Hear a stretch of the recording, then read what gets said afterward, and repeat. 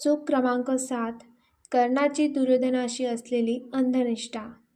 कर्ण हा महाभारतातील सर्वात तेजस्वी योद्ध्यांपैकी एक होता, पण त्याच्या जीवनातील सर्वात मोठी चूक म्हणजे त्याची दुर्योधनावरची अंधनिष्ठा. कर्णाला सत्य माहीत होते की पांडव योग्य आहेत, तरीही तो त्यांच्या बाजूने उभा राहिला. दुर्योधनाने त्याला मित्रत्व दिले होते आणि त्या ऋणातून तो बाहेर पडू शकला नाही. महाभारत आपल्याला शिकवते की कृतज्ञता महत्त्वाची आहे, पण जर ती अधर्माच्या बाजूला नेते तर तीच सर्वात मोठी चूक ठरते. चूक क्रमांक 8. श्रीकृष्णांचा शांतिदूत प्रस्ताव नाकारणे. युद्ध टाळण्यासाठी स्वतः हस्तिनापुरात शांतिदूत म्हणून गेले. त्यांनी अत्यंत साधा प्रस्ताव ठेवला, फक्त पांडवांसाठी 5 गाव द्या आणि युद्ध टाळा.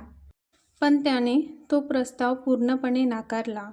दुर्योधनाचा अहंकार इतका वाढला होता की त्याला कोणताही समजविण्याचा मार्ग मान्य नव्हता. चूक क्रमांक 9. दुर्योधनाचा हट्ट. दुर्योधनाने स्पष्ट सांगितले की मी पांडवांना सुईच्या अग्रा एवढीही जमीन देणार नाही. हा हट्टच युद्धाचा अंतिम इशारा होता, कारण आता वाद संपला होता आणि अहंकार उरला होता. चूक क्रमांक 10. सर्वांनी योग्य वेळी सत्याची साथ न देणे.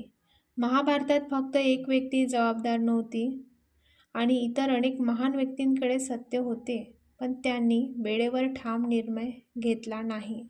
यामुळे अन्याय वाढत गेला आणि युद्ध अपरिहार्य झाले. महाभारत आपल्याला एक मोठा धडा शिकवते. चूक फक्त एका व्यक्तीची नसते, पण योग्य वेळी ती थांबवली नाही तर संपूर्ण इतिहास बदलतो. तुम्हाला काय वाटतं? महाभारताचे युद्ध खरोखर टाळता आले असते का? आणि कोणती चूक सर्वात मोठी चूक होती? कमेंटमध्ये नक्की लिहा आणि अशाच रहस्यमय कथा पाहण्यासाठी महाभारत सारला सबस्क्राईब करा. व्हिडिओ आवडला असेल तर व्हिडिओला नक्की लाईक करा, शेअर करा. धन्यवाद.